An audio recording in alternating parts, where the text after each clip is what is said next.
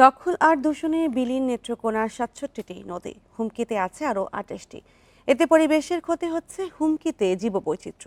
দখলে থাকা নদীগুলো দ্রুত খনন ও দখলমুক্ত করার দাবি জানিয়েছেন স্থানীয়রা। বান্ডেল থাকলে প্রতি সেনমানিতে টাকা বাঁচবে। বিকাশ সেনমানি বান্ডেল কিনে জিতুন প্রতি লেনদেনে। নেত্রকোনা জেলা জুড়ে একসময় ছিল ৯৫টি নদী। নদীর পানি ব্যবহার করে ফসল ফলাতো কৃষক। নৌকায় চলাচল সহ পণ্য আনা নেওয়া হতো সহজেই।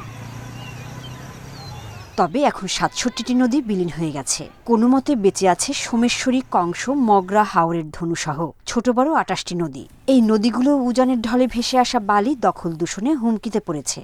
আমরা নৌকা পাইছি, কত পানি দিছি, মাছ মারছি, কিন্তু এখন নৌকা চলে না, মাছও মারতারি না। বালু বইরে গেছে গা, মানুষে বাড়ি ঘর করে এলাইছে, গাছ বিরিখ লাগাই এলাইছে।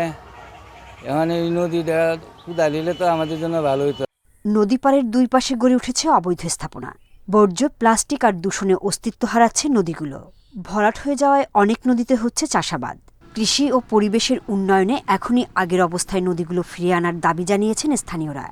যদি এই নদীগুলি খনন করা না হয় এবং তাহলে আগামীতে পানি সংকট দেখা দেবে মারাত্মকভাবে এবং পরিবেশ নষ্ট হবে। খনন করে পূর্ব অবস্থা ফিরে আনতে হবে নদীর গভীরতা, যার ফলে নাব্যতা সৃষ্টি হবে।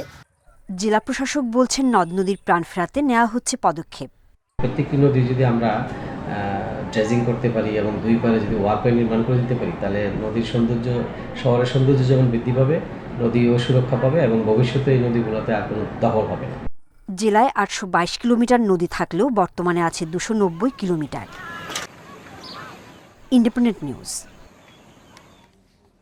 আর এই নিয়ে আরও জানাতে নেত্রকোনা থেকে যোগ দিচ্ছেন সহকর্মী লাভলু পাল চৌধুরী। লাভলু, নদী দখলমুক্ত করতে প্রশাসন কি কোনো ব্যবস্থা নেওয়ার কথা জানিয়েছে? আমি যখন এই নদী দখল নিয়ে জেলা প্রশাসকের সাথে কথা বলি, তিনি কিন্তু আসলে বলছিলেন যে এই মুহূর্তে যে আমি দাঁড়িয়ে আছি, যে মগরা নদী জেলা শহরকে ঘিরে এই নদীটি প্রবাহিত হয়েছে, খরস্রোতা এই নদীটি কিন্তু আসলে ৩৩০টি দখলদার কিন্তু জেলা প্রশাসন চিহ্নিত করে রেখেছে। তিনি বলছিলেন যে এই দখলদারদের যে উচ্ছেদ করার জন্য তারা একটা প্রক্রিয়া চালাচ্ছে। এর আগে কিছু স্থাপনা তারা উচ্ছেদ করেছিলেন। বর্তমানে যে ৩৩০টি রয়েছে সেটিও কিন্তু তারা আসলে দখলমুক্ত করার একটি চেষ্টা করছে।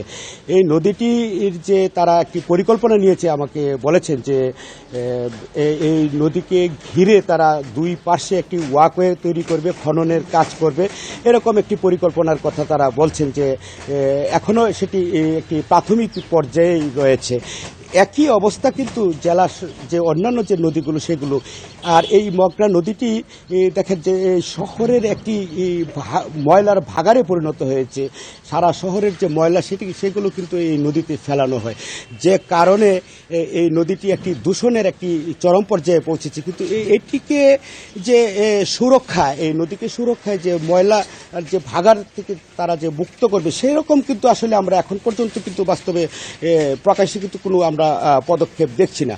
আর যেটি যে ভরাটের যে একটি অবস্থা, নদীটি প্রায় মৃত পর্যায়ে চলে এসেছে, সেটি কিন্তু আমরা গত ৫ দশকে যারা এখানে বয়োজ্যেষ্ঠ মানুষ আছে তাদের সাথেও কথা বলছি, কেউ কিন্তু এখন পর্যন্ত দেখেনি যে এই নদীটি কখনো একটু খনন করতে।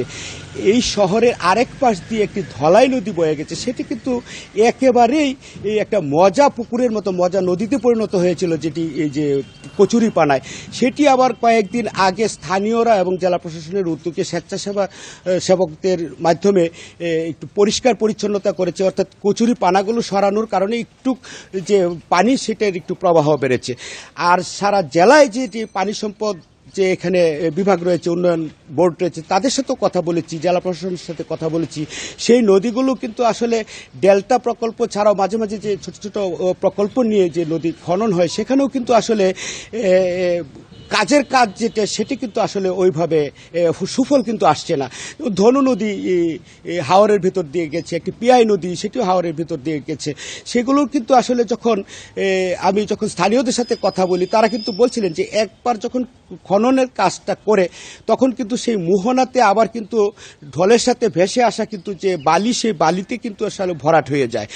সেটি নিয়ে যখন প্রশাসনের কর্মকর্তাদের সাথে কথা বলি, তারা বলছে যে সরকারের যে পরিকল্পনা, সরকারের যে খননের যে নিয়ম তারা বিধান করেছে, সেখানে কিন্তু ফলো আপ করার, অর্থাৎ টেকসই প্রকল্প যেটি, যে নেত্রকোনা থেকে জানাচ্ছিলেন সহকর্মী লাভলু পাল চৌধুরী।